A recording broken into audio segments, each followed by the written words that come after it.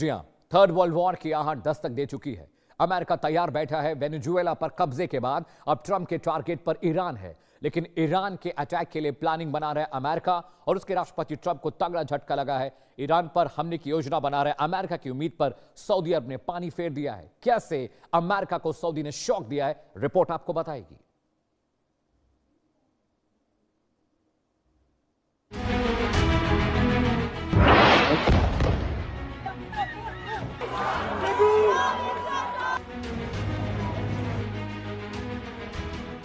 America के राष्ट्रपति Donald Trump जिसके दम पर बार बार ईरान को धमका रहे थे, मिडिल ईस्ट से उसी पार्टनर ने अमेरिका का साथ देने से साफ इनकार कर दिया है।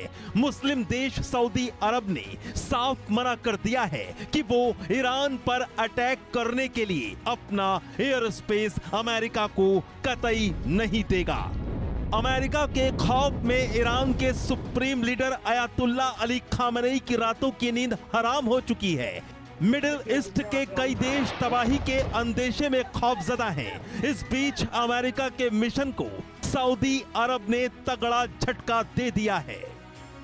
सऊदी अरब ने अमेरिका को दो टूक शब्दों में कह दिया है कि वो ईरान पर हमला करने के लिए अपने एयर स्पेस का इस्तेमाल कतई नहीं होने देगा। बार बार ईरान को धमका रहे ट्रंप को अब अपनी मिडिल ईस्ट रणनीति पर दोबारा से विचार करना पड़ेगा। जिसके दम पर डोनाल्ड ट्रंप दहाड़ रहे थे, उसी सऊदी अरब ने जंग का भागीदार बनने से साफ मना कर दिया है। अमेरिका के अहम सहयोगी और मुस्लिम देश सऊदी अरब का यह फैसला ट्रंप के लिए बड़ी मुसीबत खड़ा कर सकता है, क्योंकि बिना सऊदी के रास्ते के अमेरिकी बम वर्षक विमानों के लिए ईरान तक पहुंचना एक नामुमकिन मिशन जैसा हो जाएगा। क्योंकि रियाद ने साफ कर दिया है कि वो अपनी जमीन को किसी दूसरे देश की तबाही का लॉन्च पैड नहीं बनने देगा। सऊदी अरब के इस धोखे ने डोनाल्ड ट्रंप के युद्धक विमानों के पर कतर दिए हैं। सऊदी का यह फैसला ईरान के लिए किसी खुशखबरी से कम नहीं है, क्योंकि अयातुल्ला अली खामेनेई के लिए यह रक्षा कवच साबित हो सकता है। अरब का अमेरिका को ईरान पर हमले के लिए एयर स्पेस ना देना आखिर क्यों बड़ा झटका माना जा रहा है? दरअसल खाड़ी में मौजूद इस अमेरिकी बेस से ईरान तक पहुंचने का सबसे छोटा और आसान रास्ता सऊदी अरब के ऊपर से गुजरता है। अगर सऊदी अपना आसमान बंद कर देता है तो अमेरिकी फाइटर जेट्स और मिसाइलों को लंबी दूरी तय करनी होगी, जिसका नतीजा यह होगा कि ईंधन की कमी और रास्ते में पकड़े जाने का खतरा मंडराता रहेगा और सऊदी का नो मतलब ईरान के आधे से ज्यादा हिस्से पर हमले का खतरा टल जाएगा। और सऊदी अरब की ओर से ईरान को मिला यह भरोसा काफी अहम माना जा रहा है। Bureau report, India News. जी हां, तो अहम सहयोगी सऊदी अरब ने अमेरिका को तगड़ा झटका दिया। कैसे मुश्किलें बढ़ रही हैं, 3 तस्वीरों के जरिए आपको बताएंगे। ईरान पर हमले के लिए अपने एयर स्पेस की इजाजत अमेरिका को नहीं दी है। सऊदी ने इस्लामिक राष्ट्र की वजह से ट्रंप को इनकार किया है, क्योंकि ईरान से सीधा पंगा नहीं चाहता है सऊदी अरब। 3 तस्वीर आपकी टीवी स्क्रीन पर हम रखेंगे, जिसके जरिए आपको समझाने की कोशिश करेंगे कि आखिर किस तरह से ट्रंप परेशान है। अब सवाल यह उठता है कि सऊदी अरब अपना स्पेस नहीं देगा तो अमेरिका ईरान पर हमला कैसे करेगा? और अगर अमेरिका ईरान पर हमला नहीं कर पाया तो क्या खामेनेई को सऊदी की शक्ल में रक्षा कवच मिल गया है? और सवाल यह भी उठता है कि क्या ईरान पर अटैक का खतरा अब टल गया है? 3 तस्वीरें आपकी टीवी स्क्रीन पर आपको दिखाएंगे और समझाएंगे किस तरह से। जी हां, सऊदी की साफ ना है कि आपको एयर स्पेस नहीं देंगे तो फाइटर जेट फ्लाई कहां से करेंगे? ईरान पर हमला कैसे करेंगे? यह बहुत बड़ा सवाल है, क्योंकि अमेरिका से ईरान फ्लाई कर कराना बहुत मुश्किल है। उनको एक बेस चाहिए जहां से वो रिफ्यूल कर सके अपने आर्म्स, एम्युनिशन और फ्यूल, और उसके बाद वो दोबारा अटैक करें। और क्या ईरान पर खतरा टल गया? खामेनेई बिल्कुल अड़े हुए हैं। वो नहीं चाहते हैं कि किसी भी कीमत पर सत्ता और कुर्सी उनके हाथ से जाए, चाहे हजारों लोग हलाक हो जाएं, क्योंकि जो कुछ ईरान में चल रहा है पिछले 1 महीने से उसके बाद करीब 12,000 से ज्यादा लोग मारे गए हैं, लेकिन अभी तक खामनेई का जवाब नहीं आया है। अमेरिका चाहता है कि खामनेई कुर्सी छोड़ें, लेकिन खामनेई अड़े हुए हैं और उनके जो रिवोल्यूशनरी गार्ड हैं वो उनकी हिफाजत कर रहे हैं, उनकी सुरक्षा कर रहे हैं। लेकिन ट्रंप के लिए बहुत बड़ा मुश्किल है। सऊदी और अमेरिका एक अच्छे दोस्त हैं, उसके बावजूद सऊदी ने कह दिया है हम आपको एयर स्पेस नहीं देंगे। तो समझिए कि अमेरिका से फाइटर जेट अगर फ्लाई करके जाएगा, उसके बाद मिडिल ईस्ट में पहुंचना ही बहुत मुश्किल है। तो एक ऑप्शन यह भी बनता है कि शायद पाकिस्तान अमेरिका को अपना फ्लाई जोन यूज करने दे और वहां से वो कनेक्ट करे ईरान को। लेकिन सवाल इस पर भी है, क्योंकि पाकिस्तान ने अगर ऐसा किया तो मुस्लिम राष्ट्र पाकिस्तान से नाराज हो जाएंगे, ओपेक कंट्री पाकिस्तान से नाराज हो जाएंगे। और आपको पता है कि इस्लामिक नेटो का फॉर्मेशन शुरू हो गया है। तुर्की, सऊदी और पाकिस्तान अब एकजुट हुए हैं। वो चाहते हैं कि जो मुस्लिम कंट्रीज हैं वो उनके साथ आए और वहां पर एक नेटो पैरेलल, यूरोपियन नेटो के पैरेलल एक मुस्लिम नेटो कंट्रीज बने जो अमेरिका को टक्कर दे सके। सऊदी और पाकिस्तान में 2025 में एक ट्रीटी हुई, जिसका मतलब यह था कि पाकिस्तान पर हमला सऊदी पर हमला होगा, सऊदी पर हमला पाकिस्तान पर होगा, और जितने भी मुस्लिम कंट्रीज हैं उनमें सिर्फ न्यूक्लियर वेपन अगर किसी के पास है तो वो पाकिस्तान के पास है। इसलिए पाकिस्तान इस पूरे मामले के एक सेंटर में है और यही फजीहत पाकिस्तान को कराएगी। लेकिन बड़ा सवाल यह है कि ट्रंप अगर ईरान पर हमला करते हैं तो फ्लाई कहां से करेंगे, और क्या पाकिस्तान उन्हें अपनी जमीन का इस्तेमाल करने देगा? क्योंकि भारत नहीं करने देगा, अफगानिस्तान नहीं करने देगा।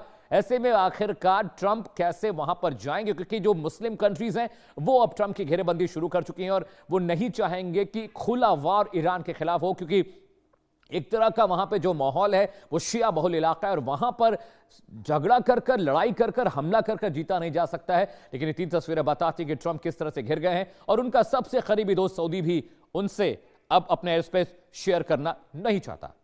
दरअसल हम एक ऐसा क्यों बोल रहे हैं, इसकी वजह क्या है? मुसलमानों ने ट्रंप को घेर लिया है, इसके पीछे भी एक बड़ी खबर है, एक बड़ा एंगल है और सऊदी अरब से ईरान को जो संदेश गया है वो भी इसी ओर इशारा कर। दरअसल सऊदी अरब, तुर्की और पाकिस्तान तीनों साथ मिलकर नाटो जैसा कि मैं आपको बता रहा था, एक ऑर्गेनाइजेशन बनाना चाहते हैं और उसी की तैयारी चल रही है। और इसलिए अब सऊदी अरब भी ट्रंप को टारगेट कर रहा है।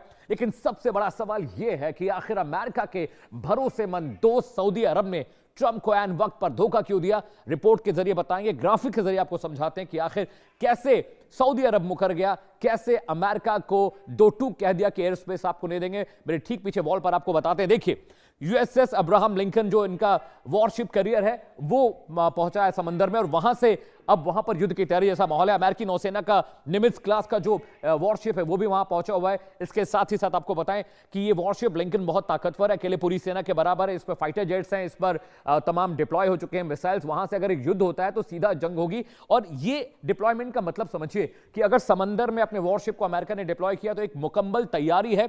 एक तैयारी इस तरह की कि अगर सिचुएशन बनती है, एयर स्पेस यूज करने अगर नहीं देता है सऊदी अरेबिया, तो अमेरिका पानी के रास्ते अरेबियन सी से होते हुए, पैसिफिक सी से होते हुए मिडिल ईस्ट पर जाएगा और वहां पर हमला करेगा, क्योंकि उसके जो वॉर क्लास वॉरशिप्स हैं वहां पर मुकम्मल तैयारी है। दर्जनों फाइटर जेट उस पर जा सकते हैं, वहां से missile water to air, air to water deploy हो सकती हैं। साथ ही साथ वहां पर ड्रोन्स फ्लाई करने की भी जो टेक्नोलॉजी है इन वॉरशिप पर है। यानी अगर एयर स्पेस नहीं मिलता है तो भी अमेरिकन फाइटर जेट अपने वॉरशिप से डिप्लॉय हो सकते हैं, वहां से टेक ऑफ कर सकते हैं। तस्वीर मेरे ठीक पीछे आप देखिए, यही वो वॉरशिप है जहां से लगातार अमेरिका तैयारियां कर रहा है अपने जंग के लिए। और बहुत मुमकिन है कि अगर ये वॉरशिप वहां पर पहुंचा है तो वहां पर उनके सोनिक क्लास फाइटर जेट्स वहां पर होंगे और B2 बॉम्बार्डियर, जिसे B2 बॉम्बार्डियर कहते हैं, जिसकी टेक्नोलॉजी सबसे खुफिया अमेरिका ने रखी है, वो भी उस फाइटर जेट पर है। और वहां से डिप्लॉयमेंट अगर होता है तो F-16, F-18 जो फाइटर जेट है वो भी निशाना बना सकते हैं ईरान को। ये तस्वीरें देखिए, यही वो फाइटर जेट है, फाइटर शिप्स हैं जहां से फाइटर जेट डिप्लॉय होंगे और अमेरिका ने पूरी मुकम्मल तैयारी कर ली है। बड़ा सवाल यह भी है कि आखिरकार सऊदी ने अमेरिका को धोखा क्यों दिया, यह भी समझना जरूरी है। तुर्की, सऊदी, पाकिस्तान इस्लामिक नेटो तैयार कर रहे हैं और वो चाहते हैं कि एक पैरेलल नेटो बन जाए जो यूरोप और अमेरिका को टक्कर दे सके। इसके अलावा आप समझिए, ग्राफिक के जरिए मैं आपको समझा रहा हूं, यानी इस्लामिक नेटो के उदय की हलचल तेज हो गई है। और अगर ऐसा होता है तो ये अमेरिका के लिए अच्छी खबर है। तुर्की के हथियार की खेप, पाकिस्तान के पास परमाणु बम है, जैसा कि मैंने आपको बताया था।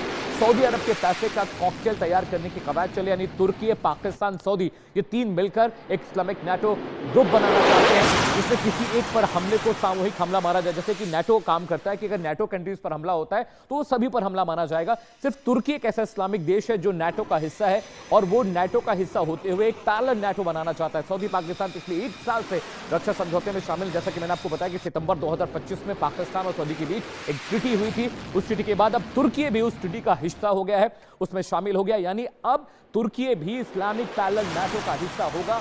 और ये सबसे मुश्किल अमेरिका के लिए है, क्योंकि अगर तुर्की नाटो की तरफ से इस्लामिक नाटो में शामिल होता है तो विरोध प्रदर्शन होंगे, क्योंकि आपको पता है ग्रीनलैंड को लेकर अमेरिका के रूप से जो यूरोपियन नाटो ग्रुप है वो भी नाराज है। ईरान को सऊदी का सपोर्ट इस्लामिक नाटो से जोड़कर देखा जा रहा है, और अगर ऐसा होता है तो अमेरिका के पैरेलल एक ऐसा नाटो इस्लामिक कंट्री का ग्रुप बनेगा जो अमेरिका को मुश्किल में डाल सकता है, अमेरिका की मुश्किलें बढ़ा सकता है। और अब समझिए कि ग्रीनलैंड पर कब्जे को लेकर ट्रंप ने जो कुछ कहा, उसके बाद से जो यूरोपियन कंट्रीज हैं वो भी लगातार ट्रंप से नाराज हैं और वो चाहते हैं कि ग्रीनलैंड एक स्वायत्त देश है और वही बना रहे। इसके अलावा अब समझिए, इधर सऊदी अरब के ईरान पर हमले के लिए अपना एयर स्पेस देने के लिए मना तो किया, उधर ट्रंप ने एक बड़ा कदम उठा लिया है। सऊदी ने अपना आसमान नहीं दिया तो ईरान पर हमले की रणनीति मुकम्मल तैयारी कर ली। जी हाँ, ईरान की धमकी के बाद कदम उठा लिया, जिससे मिडिल ईस्ट थर्रा उठा है। अब सवाल यह भी है क्या खामनेई का शासन खत्म होगा, क्योंकि अब अमेरिका, इजराइल ईरान पर खुलकर वार करने वाले हैं। तो ट्रंप का वो कदम क्या है, आइए ग्राफिक के जरिए आपको वो भी फटाफट समझाते हैं ताकि आप समझिए ये पूरा नैरेटिव क्या है, इस नैरेटिव के मायने क्या है और क्यों मिडिल ईस्ट अब थर्रा रहा है। अब्राहम लिंकन जो वॉरशिप है वो उसको डिप्लॉय किया गया है चीन सागर, यानी जो हमने साउथ चाइना सी जिसे कहते हैं, उसी के रास्ते से ये वॉरशिप वहां पर पहुंच रहा है। अमेरिकी नौसेना का जो निमित्ज क्लास का है स्ट्राइकर वो भी वहां पर पहुंचा हुआ है, और ये सबसे खतरनाक है, क्योंकि अगर ऐसा होता है तो सबसे ज्यादा जो पेनिट्रेशन है मिडिल ईस्ट के तमाम इलाकों में हो जाएगी। अब्राहम लिंकन जो करियर है उस पर हजारों की तादाद में सैनिक होते हैं, वॉरशिप्स पे डिप्लॉय होते हैं, फाइटर जेट्स होते हैं, लॉन्चर्स होते हैं। तो एक मुकम्मल जंग की तैयारी में अमेरिका लगा हुआ है। ईरान के साथ बढ़ते तनाव के बीच कैरियर स्ट्राइक ग्रुप को रीशेड्यूल किया गया, रीडिप्लॉय किया गया है। यह भी मतलब एक अकेले पूरी सेना होती है जो वहां पर हमले को अंजाम देगी, और उसके लिए जमीन की जरूरत नहीं है, वो सीधा वहां से जाएंगे और पानी के रास्ते डिप्लॉयमेंट होगा। अमेरिकी नौसेना का निमित्ज क्लास का जो सुपर करियर पेंटागन जिसे हम कहते हैं, पेंटागन अमेरिकी डिफेंस हेडक्वार्टर है, और वहां उसी की तरफ से तैयार किया गया ये वॉरशिप लिंकन बहुत ताकतवर है। अकेले पूरे अमेरिका की जो आर्मी है, जो डिप्लॉयमेंट है, उसे किया जा सकता है। यानी अमेरिका ने घेरना शुरू कर दिया है।